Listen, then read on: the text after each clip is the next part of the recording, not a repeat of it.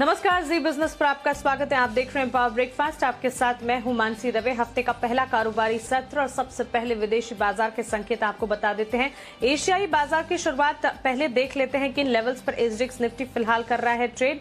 यहां पर 90 अंकों की बढ़त फिलहाल आप देख पाएंगे। 14,800 के स्तर पर यहां कामकाज देखने को मिल रहा है। वहीं हांगकांग के बाजार में भी अच्छी बढ़त के साथ करीब 100 अंकों की ऊपर की तेजी हम देख रहे हैं। हालांकि निक्केई में एक बार 120 अंकों की कमजोरी भी देखी जा चुकी है। वहीं डाउ फ्यूचर्स की अगर बात करें, करंट लेवल्स पर डाउ फ्यूचर्स में लाल निशान के साथ करीब 52 अंकों की गिरावट देखने को मिल रही है। लेकिन शुक्रवार के ट्रेडिंग सेशन में अमेरिकी बाजार में जोरदार तेजी देखने को मिली। 360 अंकों की जोरदार बढ़त के साथ डाउ बंद होने में कामयाब हुआ। वहीं टेक शेयरों में जो खरीदारी आई उसका सीधा पॉजिटिव इंपैक्ट नैस्डैक पर भी पड़ता हुआ हमने देखा। लेकिन विदेशी बाजार के संकेतों में और क्या कुछ अहम है, कौन से ट्रिगर्स हैं जो कि इस हफ्ते में इंपॉर्टेंट रहने वाले हैं, आज के लिए विदेशी बाजार के संकेत कैसे लग रहे हैं, दीपांशु भंडारी से जान लेते हैं। दीपांशु, गुड मॉर्निंग, बताएं। Good morning Mansi. और अच्छे संकेत आ रहे हैं जहां तक ग्लोबल बाजारों का सवाल है। काफी अहम हफ्ता रहने वाला है ये, क्योंकि एक तो जो अमेरिका में कंज्यूमर फोकस्ड रिटेल कंपनीज हैं उनके नतीजे आएंगे, जैसे कि वॉलमार्ट, होम डिपो, टारगेट। तो वहां पर नजर रहेगी, क्योंकि अमेरिकी इकोनॉमी का रिटेल स्पेंडिंग एक बहुत बड़ा हिस्सा है, तो वहां से इकोनॉमी के सुधार के भी संकेतों पर नजर रहेगी। साथ ही बुधवार को फेड के पता चलेगा कि रेट्स को लेकर, स्टिमुलस को लेकर फेड की क्या सोच है। और कई सारे जो फेड के रीजनल चेयरमैन हैं वो इस हफ्ते पब्लिक स्पीचेस करने वाले हैं, तो वहां पर भी नजर रहेगी। जिस तरह से पिछले हफ्ते डर था कि शायद फेड स्टिमुलस कम कर सकता है या फिर रेट्स जल्दी बढ़ा सकता है, तो उस लिहाज से काफी अहम हफ्ता रहने वाला है। शुक्रवार को बढ़िया रिबाउंड आते हुए देखा अमेरिकी बाजारों में। जैसा आप बता रही थी, डाउ पर 350 अंकों का उछाल, नैस्डैक भी 2.25% ऊपर बंद हुआ। टेक्नोलॉजी शेयर्स में खरीदारी रही, पर बाकी सभी सेक्टर्स में भी आपने अच्छा एक्शन बनते हुए देखा। सीडीसी जो अमेरिका की हेल्थ एजेंसी है, उन्होंने नई गाइडलाइंस जारी करी हैं और वो कह रही हैं कि वो सभी नागरिक जिनका पूर्ण टीकाकरण हो गया, यानी कि वैक्सीन की दोनों डोजेस लग चुकी हैं, अब उन्हें पब्लिक में मास्क पहनने की जरूरत नहीं है। तो ये एक बड़ा संकेत आते हुए दिख रहा है और इसकी वजह से हमने देखा कि इकोनॉमी से जुड़े सेक्टर्स में आपने अच्छा एक्शन अमेरिका में बनते हुए देखा। स्पेशली जो एयरलाइन शेयर्स हैं, क्रूज शेयर्स हैं, होटल स्टॉक्स हैं, हॉस्पिटैलिटी इंडस्ट्री के शेयर्स हैं, वहां पर अच्छी खरीदारी आपने बनती हुई देखी है। विक्स में भी हमने 18% की गिरावट देखी। बॉन्ड यील्ड भी 1.6768% से गिरकर अब 1.63% के करीब आ गई है, तो वहां से भी कंफर्ट है। अप्रैल के रिटेल बिक्री के आंकड़े आए थे और इन्होंने थोड़ा निराश किया है, तो इस लिहाज से देखें तो कमजोर डेटा था, पर उससे भी बाजार इसलिए खुश हुआ कि फिर एक और संकेत आता है कि शायद फेड जल्दी रेट्स नहीं बढ़ाएगा।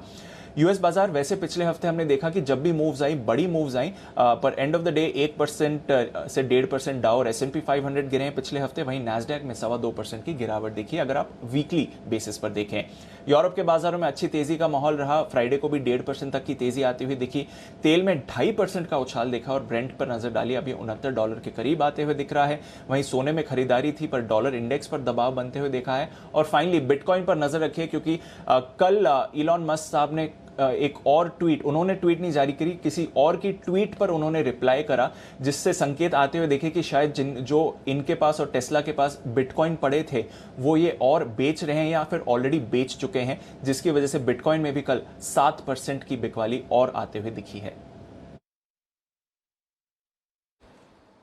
बिल्कुल दीपांशु, विदेशी बाजार के संकेत तो ये हमने जाने, लेकिन कोरोना के आंकड़ों में फिलहाल ताजा अपडेट क्या है? सुधार के संकेत दिख रहे हैं? इस बीच रेस्ट्रिक्शंस, लॉकडाउन में कोई पाबंदियां बढ़ाई गई हैं?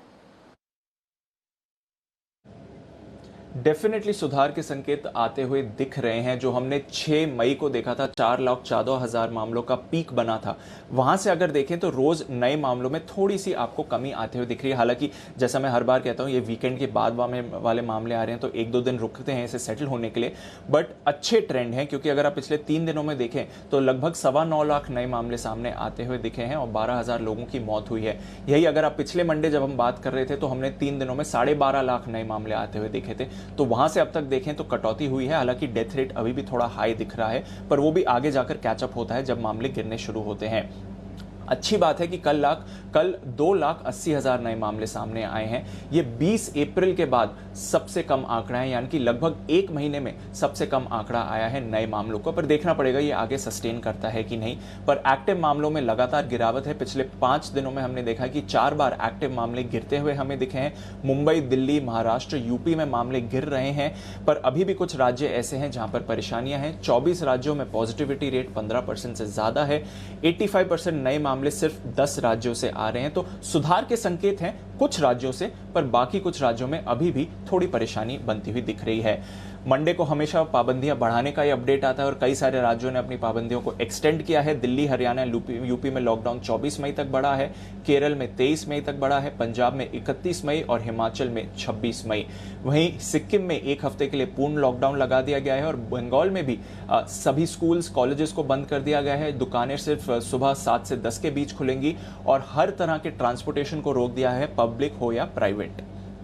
टीकाकरण में देरी हो रही है, लॉकडाउन तो बढ़ रहे हैं, पर टीकाकरण में अभी भी थोड़ी परेशानियां बनती हुई दिख रही हैं। मुंबई में पिछले 2 दिनों से कोई टीकाकरण नहीं हुआ है और आज भी टीकाकरण नहीं होने वाला है। हालांकि आज के लिए साइक्लोन की वजह से टीकाकरण नहीं कर रहे हैं। कुछ और राज्यों में भी वैक्सीन की कमी है। हालांकि इस हफ्ते से हम स्पुतनिक का टीकाकरण शुरू होना देखेंगे तो वो एक राहत का संकेत है। और केंद्र से भी अपडेट आया है कि राज्यों को आने वाले 3 दिनों में 51 लाख डोजेस डिस्ट्रीब्यूट की जाएंगी, तो थोड़ी ये प्रॉब्लम कम होनी चाहिए। बिल्कुल दीपांशु, शुक्रिया ग्लोबल अपडेट और साथ ही कोरोना के ताज़ा आंकड़ों पर अपडेट देने के लिए। तो सुधार के संकेत जरूर आते हुए दिख रहे हैं, लेकिन वैक्सीनेशन में देरी हम देख रहे हैं पिछले 2 दिनों से नहीं हो पाया और आज भी क्योंकि तौकते तूफान की आहट आती हुई दिखे, इसी के चलते फिलहाल वैक्सीनेशन को स्टैंड बाय पर रखने के लिए कहा गया है, जिस पर नजर रहेगी। आगे कोई अपडेट आएगा हम जरूर आप तक पहुंच जाएंगे। लेकिन अब जान लेते हैं कि शुक्रवार के ट्रेडिंग सेशन में FIS-DIS ने क्या किया है। FIS ने कैश मार्केट में करीब 2,608 करोड़ की बिकवाली की है। वायदा बाजार में FIS ने 4,026 करोड़ की खरीदारी की है और साथ ही DIS भी कैश मार्केट में 613 करोड़ की खरीदारी कर रहे हैं। तो अगर कैश मार्केट में FIS की बिकवाली को छोड़ दें, DIS कैश मार्केट में खरीदारी कर रहे हैं और वायदा बाजार में FIS भी करीब 4,026 करोड़ की खरीदारी ही कर रहे हैं। हफ्ते का पहला ट्रेडिंग सेशन है। ग्लोबल मार्केट अपडेट, कोरोना के आंकड़े और साथ ही FIS-DIS का एक्शन आपने जाना, लेकिन इन सब को जोड़ने के बाद आज के लिए फिर पहली रणनीति आपको क्या बनानी है, दिन की शुरुआत आप कैसे करेंगे, भारतीय बाजार जब खुलेंगे स्ट्रैटेजी क्या अपनाएंगे, ये जानना सबसे ज्यादा इंपॉर्टेंट है। चलिए हमारे साथ जी बिजनेस के मैनेजिंग एडिटर अनिल सिंह भी अब जुड़ गए हैं, बताएंगे पहली स्ट्रैटेजी।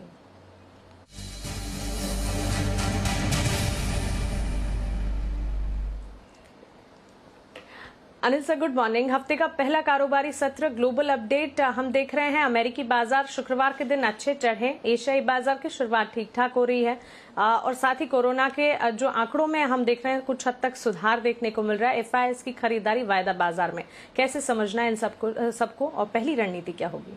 Good morning Mansi. देखिए, हफ्ते की शुरुआत करने के लिए इससे बेहतर संकेतों की आप उम्मीद नहीं कर सकते। जहां अमेरिकी बाजारों में दोनों ही नैस्डैक और डाउ भरपूर तेजी के साथ ट्रिपल सेंचुरी लगाकर बंद हुए हैं। एशियाई बाजार में उसका रिएक्शन है, मजबूत शुरुआत होती हुई दिख रही है। कोविड के मामले हमारे 3 लाख से कम लंबे समय बाद महीने भर के निचले स्तरों पर आते हुए दिख रहे हैं। ये सारे संकेत अच्छे हैं। सिर्फ एक ही समस्या है थोड़ी FIS की बिकवाली को लेकर। कैश मार्केट में भी बिकवाली और वायदा कारोबार में भी स्टॉक फीचर्स आप देखेंगे तो करीबन 900 करोड़ के उन्होंने बेचे, यानी कि 3500 करोड़ की स्टॉक्स में बिकवाली है। तो ऊपरी स्तरों पर थोड़ी बहुत प्रॉफिट बुकिंग सिर्फ FIS की बिकवाली के आंकड़ों की वजह से आ सकती है, बाकी संकेत मजबूत है। हफ्ते की क्लोजिंग हमने 14,600 के ऊपर दी, 14,700 के बेहद करीब। तो क्लोजिंग बेसिस पर भी हम कोई खराब नहीं है। तो और उस लिहाज से मुझे लगता है एक बार फिर से बाजार 14,900 15,000 की रेंज में जाने की कोशिश इस हफ्ते कर सकता है। फिलहाल आज के लिए जो सपोर्ट रेंज है वो 14,600 14,650 आज के लिए मजबूत सपोर्ट के तौर पर काम करेगा और मुझे लगता है ये होल्ड होना चाहिए, आसानी से टूटेगा नहीं। और ऊपरी स्तरों पर एक बार 14,825 14,850 जिसके आसपास अभी आप SDX 50 को देख रहे हैं, ये पहला टारगेट बनता है और 14,850 के ऊपर निकले तो फिर 14,900 से 975 की रेंज आपके लिए आगे की बनेगी। लेकिन फिलहाल मैं 14,825 14,850 का लेवल आज के लिए एक बार लेकर चल रहा हूँ। बैंक निफ्टी का जहां तक सवाल है, 32,000 के लेवल को हमने क्लोजिंग बेसिस पर पिछले पूरे हफ्ते होल्ड किया है और इस लिहाज से मुझे लगता है कि 31,700 से 31,900 बैंक निफ्टी पर मजबूत सपोर्ट के तौर पर काम करेगा। एक बार छोटी रुकावट का लेवल 32,450 से 32,650 की रेंज में, इसे पार करने पर आप 32,700 से 32,800 32,900 तक भी जाते हुए बैंक निफ्टी को देख सकते हैं। तो ओवरऑल रुझान पॉजिटिव है और मुझे ऐसा लगता है कि एक बार फिर से आप मेटल शेयरों में जो करेक्शन हुआ है वहां पर हल्की खरीदारी आते हुए देखेंगे। एक बार फिर से मिड कैप स्मॉल कैप शेयरों में पिछले 1-2 दिनों में जो प्रॉफिट बुकिंग आई है वहां पर भरपूर तेजी होते देखेंगे। तो आज के लिए फिर से आपको कैश मार्केट के stock, mid cap small cap शेयरों पर पूरा फोकस करना चाहिए। बिल्कुल अनिल सर, शुक्रिया ये स्ट्रैटेजी हमें बताने के लिए। तो क्लियरली सेक्टर्स भी आपको बताए हैं और साथ ही स्ट्रैटेजी इंपॉर्टेंट लेवल्स आज के लिए सबसे पहले आप नोट कीजिए। 14,600 से 14,650 निफ्टी के लिए मजबूत सपोर्ट का काम करेंगे। उसके बाद 14,825 से 14,850 इसे निफ्टी के लिए ऊपरी रेंज के तौर पर मानकर चलें। यहां से और ज्यादा तेजी होती है तो 14,900 से 14,975 तक भी जाने का दमखम निफ्टी के लिए आज है, लेकिन फिलहाल ऊपरी रेंज जो है उसे 14,825 से 14,850 का आपको मानकर चलना है। बैंक निफ्टी 31,700 से 31,900 ये होंगे निफ्टी के लिए सपोर्ट रेंज। 32,450 से 32,650 बैंक निफ्टी के लिए ऊपरी रेंज होंगी। तो 31,700 31,900 सपोर्ट, वहीं 32,450 32,650 को ऊपरी रेंज के तौर पर बैंक निफ्टी का मानकर आप चल सकते हैं। चलिए खबरों वाले शेयर्स कौन से हैं, ट्रिगर्स कौन से हैं और साथ ही वीकेंड के दौरान कौन से ऐसे नंबर्स आए जो कि इंपॉर्टेंट रहे बाजार बंद होने के बाद, ये जान लेते हैं। हमारे साथ वरुण जुड़ गए हैं। वरुण, सबसे पहले good morning. Post market earnings ही आप बताएं। Good morning Mansi. देखिए, पोस्ट मार्केट अर्निंग्स की आपने बात की तो सबसे पहले शुरुआत दिग्गज एल&टी से करते हैं, क्योंकि नतीजे काफ़ी मजबूत यहाँ नजर आ रहे हैं। रेवेन्यूज़ और मुनाफा जो है वो अनुमान के मुताबिक है, लेकिन ऑपरेशनली नंबर्स काफ़ी बेहतर है। रेवेन्यूज़ देखिए करीब 8.7% के आसपास बढ़े हैं, जो कि अनुमान से थोड़े बेहतर है। मार्जिन, जो कि मैं ऑपरेशन परफॉर्मेंस की बात कर रहा था, 11.6% से बढ़ के 13.3% पे आए हैं, जबकि 11.5% के आसपास का अनुमान था। तो इस लिहाज से कंपनी के नंबर्स जो है काफ़ी अच्छे हैं। जो नए ऑर्डर्स आए हैं वो 50,650 करोड़ पे आए हैं, ये भी हमारे अनुमान से अच्छे हैं। नो डाउट गिरावट है, लेकिन अनुमान से बेहतर है। मैनेजमेंट ने अपने कॉन कॉल में कहा है कि Q2 FY22 से बिजनेस एक्टिविटी में एक पिकअप देखने मिलेगा और आगे चल के मार्जिन जो है वो अच्छे खासे स्टेबल रह सकते हैं। लो टू मिड टीम्स में ग्रोथ आपको देखने मिल सकती है FY22 में। इसके अलावा कंपनी ने 18 रुपये प्रति शेयर का एक डिविडेंड का ऐलान भी किया है। इसके अलावा सिप्ला, यहाँ नंबर्स थोड़े अनुमान से कमज़ोर है। रेवेन्यूज़ देखिए महज 5% बढ़े हैं, जो कि अनुमान से कम है। कंपनी का मार्जिन जो है 17.3% पे आया, हालांकि 14.5% से बड़ा है, लेकिन 22.5% के आसपास का अनुमान था। यानी कि लोग इस कंपनी से ज़्यादा उम्मीदें लगा रहे थे, लेकिन शायद उस उम्मीदें पर कंपनी खरी नहीं उतरी है। नो डाउट ग्रोथ ज़रूर हुई है। बालकृष्ण इंडस्ट्रीज़, यहाँ नतीजे काफ़ी मजबूत हैं। कंपनी के रेवेन्यूज़ देखिए करीब 27.8% बढ़े हैं। एबिटा मार्जिन 31.4% पे आए हैं, 28% से बढ़ के, जबकि अनुमान करीब 30% के आसपास का था। यानी कि हमारे अनुमान को बीट किया है। मुनाफा 380 करोड़ के आसपास आया है, यहाँ भी अनुमान से काफ़ी बेहतर है। कंपनी का कहना है कि डिमांड जो है एग्रीकल्चर सेक्टर में अक्रॉस ज्योग्राफीज काफ़ी बेहतर देखने मिल रही है और हाईएस्ट एवर सेल्स वॉल्यूम जो है FY21 में कंपनी ने किया है। FY22 के लिए जो गाइडेंस है सेल्स वॉल्यूम का, वो करीब 2.5 लाख से 2,65,000 मिलियन टन के आसपास का है। 5 रुपये प्रति शेयर के कंपनी ने डिविडेंड दिया है। जस्ट डायल नंबर्स कमजोर है। यहाँ कंपनी का जो रेवेन्यूज है करीब 25% गिरे हैं और मार्जिन पे भी गिरावट है। मुनाफा 55% गिरा है, 34 करोड़ के आसपास आया है। ओवरऑल रियल्टी मिक्स नंबर्स है, क्योंकि रेवेन्यू और एबिटा में तो फिर भी बढ़ोतरी हुई है। खासकर रेवेन्यू 28.5% बढ़े हैं, लेकिन मार्जिन जो है उसमें गिरावट है। 60.2% से गिर के 47.3% पे आए हैं। तो ऑपरेशनली वीक है, बाकी टॉप लाइन बॉटम लाइन अच्छा है। आरती ड्रग्स, यहाँ पे फ्लैट टाइप के नतीजे हैं। रेवेन्यूज 12% बढ़े हैं, मार्जिन ऑलमोस्ट फ्लैट से 16% के आसपास है। मुनाफा जो है 12% गिरा है 52 करोड़ पे। और शेवियोट, यहाँ पे कंपनी के नंबर स्ट्रॉन्ग है। रेवेन्यूज 37% बढ़े हैं, मार्जिन 13% के आसपास से, वहाँ से बढ़ के 15.5% आए हैं। और मुनाफा देखिए 3.5 करोड़ से बढ़ के 26 करोड़ पे आया है। कंपनी के नतीजे तो काफ़ी बेहतर है, लेकिन उससे भी ज़्यादा अच्छी चीज़ है कंपनी ने जो स्पेशल डिविडेंड दिया है। 175 रुपये का कंपनी ने स्पेशल डिविडेंड दिया है और फिलहाल स्टॉक चल रहा है 800 रुपये के आसपास। तो आप लगा लीजिए अंदाजा, करीब 20% के आसपास का स्पेशल डिविडेंड कंपनी ने दिया है। तो डिविडेंड डील काफ़ी अच्छी हो जाती है और 16 जुलाई को इसकी रिकॉर्ड डेट है। इसके अलावा कुछ ट्रिगर्स की बात करूँ मानसी में, तो यहाँ पे आज निफ्टी में भारतीय एयरटेल के नंबर्स आएंगे और FNO में कोलगेट और फेडरल बैंक के नतीजे आने वाले हैं। इसके अलावा बैंक ऑफ इंडिया की बोर्ड की बैठक है, सरकार को शेयर जारी करके पूंजी जुटाने वाले हैं। Reliance industries partly paid up shares के लिए शेयर धारकों को आज से 31 मई के बीच में जो फर्स्ट कॉल है 314.25 का उसका भुगतान करना है। ओरेकल फाइनेंशियल सर्विसेज 200 रुपये के प्रति शेयर का जो अंतरिम डिविडेंड इस कंपनी ने दिया था उसकी आज एक्स डेट है। और सोवरेन गोल्ड बॉन्ड यहाँ पे आज से 21 मई तक सीरीज 6 बॉन्ड जारी होंगे। तो निवेशकों को कम से कम 1 ग्राम गोल्ड के बॉन्ड में यहाँ निवेश जो है वो करना होगा। अगर वो निवेश करना चाहते हैं तो यहाँ भी आपकी नजर होनी चाहिए। ओके, तो ढेर सारे नतीजे आए और सारे नतीजे कैसे रहे ये आपने जान लिया, ट्रिगर्स भी आपने जाने, लेकिन खबरों वाले शेयर्स अब पता लगा देते हैं। वरुण बताएं। डेफिनेटली खबरों में सबसे पहले तो देखिए हेस्टर बाय, आपको याद होगा पिछले ट्रेडिंग सेशन में अच्छी खासी तेजी भी देखने मिली थी। खबर ये थी कि भारत बायोटेक के साथ ये कोरोना वैक्सीन की मैन्युफैक्चरिंग करने वाली है। तो इसको लेकर इस कंपनी ने सफाई दी है कि भारत बायोटेक के साथ कोवैक्सीन के उत्पादन के लिए इनकी बातचीत जारी है। हालांकि अभी तक फाइनल डील नहीं हुई है, तो कहीं ना कहीं काफ़ी सारा आकलन करना बाकी है, उसके बाद ये शायद फाइनल डील करेंगे। तो ये सफाई इस कंपनी ने दी है। डॉक्टर रेड्डीज, यहाँ काफ़ी सारी खबरें इस कंपनी के लिए। स्पुतनिक वी का जो दूसरा कंसाइनमेंट है वो भारत आ चुका है, जिसमें करीब 60,000 के आसपास डोजेस है। और दिल्ली सरकार ने 67 लाख स्पुतनिक डोजेस के लिए कंपनी से बातचीत कर ली है। और आज एंटी कोविड दवा 2DG जो है उसका पहला बैच जारी होने वाला है और डॉक्टर रेड्डीज जो है इसका उत्पादन करने वाली है। तो डॉक्टर रेड्डीज के लिए काफ़ी सारे ट्रिगर्स है। HPCL बायबैक का इस कंपनी ने अपडेट दिया है कि बायबैक का बंद हो चुका है। 250 करोड़ के आसपास का बायबैक था ये, और उसमें से 2,400 करोड़ के आसपास कंपनी ने बायबैक पे खर्च किए हैं। जो एवरेज प्राइस है बायबैक का 227 रुपये 80 पैसे के आसपास का है। 250 रुपये का बायबैक का प्राइस था। हीरो मोटो, इस कंपनी ने अपडेट दिया है कि आज से धीरे धीरे प्लांट में कामकाज जो है वो ये कंपनी शुरू करने वाली है। हरियाणा और उत्तराखंड के प्लांट जो है उसमें कामकाज फिर से शुरू करेगी। आपको याद होगा कोविड की वजह से काफ़ी सारी कंपनियों ने मेंटेनेंस शटडाउन लिया था, तो अब धीरे धीरे वापस शुरू हो रहे हैं। PNB QIP का इशू प्राइस जो है वो 32.75 रुपये तय किया गया है। फ्लोर प्राइस से करीब 5% के आसपास का डिस्काउंट पे ये प्राइस जो है वो दिया गया है। QIP में सोसाइटी जनरल, मॉर्गन स्टैनली जैसे बड़े निवेशक जो है उन्होंने भागीदारी ली है। और सबसे आखिरी में जेंसार टेक्नोलॉजीज US में एक कंपनी है, उसके साथ इन्होंने 160 करोड़ की पूरी खरीदारी जो है वो कर ली है। इस कंपनी का नाम है M3BI। बिग डेटा और एडवांस एनालिटिक्स के कारोबार में ये कंपनी काम करती है।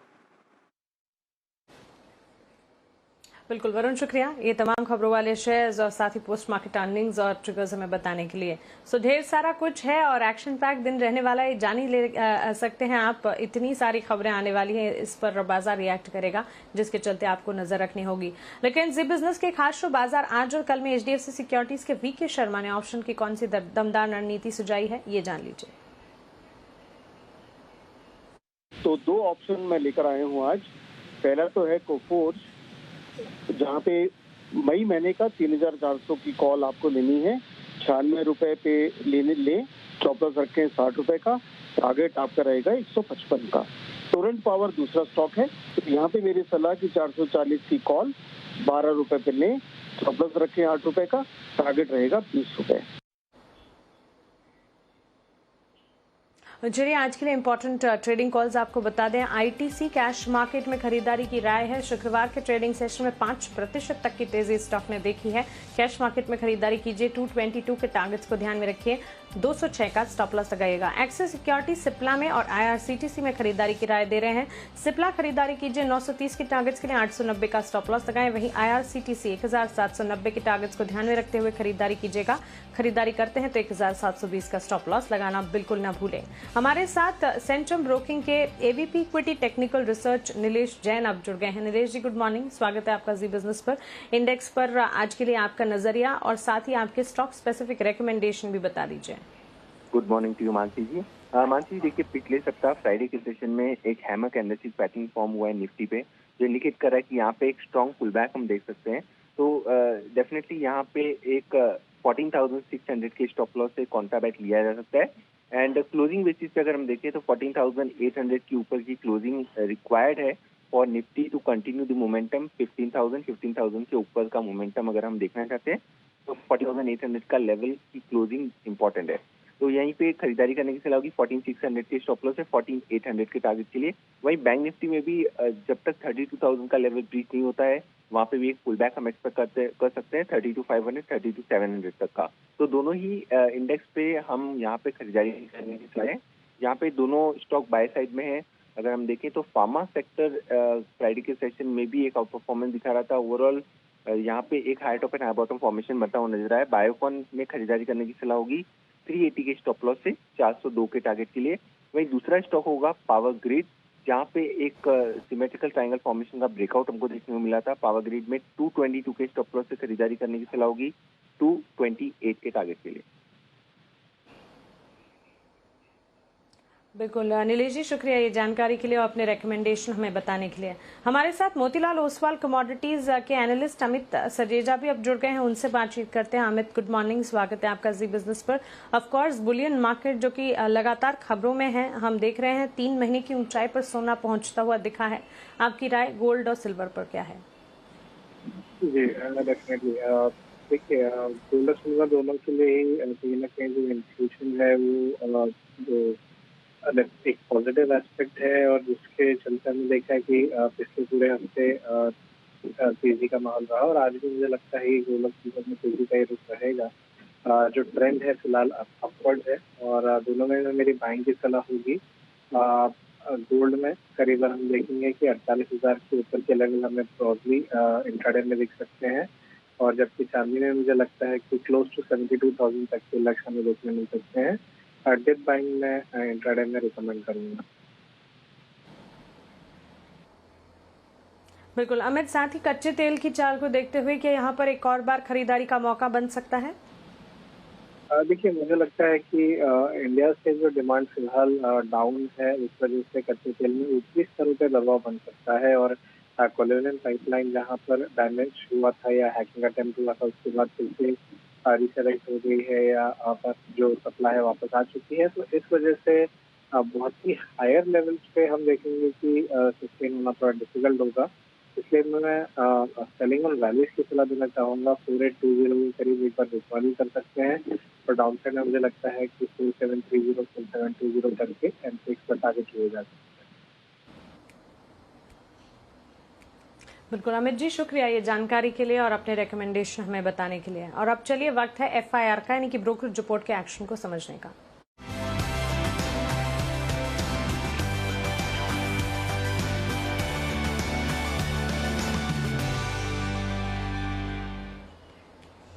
आशीष चतुर्वेदी हमारे साथ है ब्रोकरेज रिपोर्ट्स लेकर। आशीष, गुड मॉर्निंग, बताएं कौन सी रिपोर्ट्स हैं हमारे पास? Good morning Mansi. देखिए, नतीजों के बाद ढेर सारी रिपोर्ट्स आते हुए दिखे हैं। डॉक्टर रेड्डीज यहाँ पर मार्जिन आउटलुक को लेकर सभी ब्रोकरेज हाउस पॉजिटिव नजर आ रहे हैं। सीएलए से खरीदारी की राय दे रहे हैं। लक्ष्य इन्होंने बढ़ाया 5,830 रुपये से, लक्ष्य को बढ़ाकर इन्होंने 6,210 रुपये कर दिया है। इसके अलावा जेफरीज भी अगर आप देखें तो खरीदारी की राय दे रहे हैं 5,978 रुपये के लक्ष्य के लिए। बर्नस्टीन आउट परफॉर्म की रेटिंग दे रहे। जेपी मॉर्गन ने न्यूट्रल की राय दी है 4,850 रुपये के लक्ष्य के लिए। एलएनटी यहाँ पर भी नतीजों का आज असर देखने को मिलेगा। मॉर्गन स्टैनली ने ओवरवेट की रेटिंग दी है। लक्ष्य जो है 1721 से बढ़ाकर 1816 कर दिया है। गोल्डमैन सैक्स खरीदारी की राय दे रहे हैं, हालांकि लक्ष्य इन्होंने 55 रुपये से काटा है। जेपी मॉर्गन ओवरवेट की रेटिंग दे रहे हैं, और इन्होंने भी देखिए करीब मामूली 35 रुपये के आसपास की जो है कर्ज में माफ़ कीजिएगा जो लक्ष्य है इसमें कटौती की है, लेकिन कह रहे कि आगे का आउटलुक बेहतर देखने को मिलेगा। और आखिरी रिपोर्ट देखते हैं। सिप्ला पर यहाँ पर खरीदारी की राय दी रही है सीएलएसए ने, और 1020 से लक्ष्य को बढ़ाकर 1080 कर दिया है। जेफरीज भी खरीदारी की राय दे रहे हैं, 1019 से 1041 का लक्ष्य दिया है। गोल्डमैन सैक्स और जेपी मॉर्गन ये दो ब्रोकरेज हाउस इस स्टॉक पर ज़्यादा बुलिश नजर नहीं आ रहे, इन्होंने न्यूट्रल की राय दी है। बिल्कुल आशीष, शुक्रिया ये ब्रोकरेज रिपोर्ट्स हमें बताने के लिए। और इसी के साथ पावर ब्रेकफास्ट में फिलहाल इतना ही।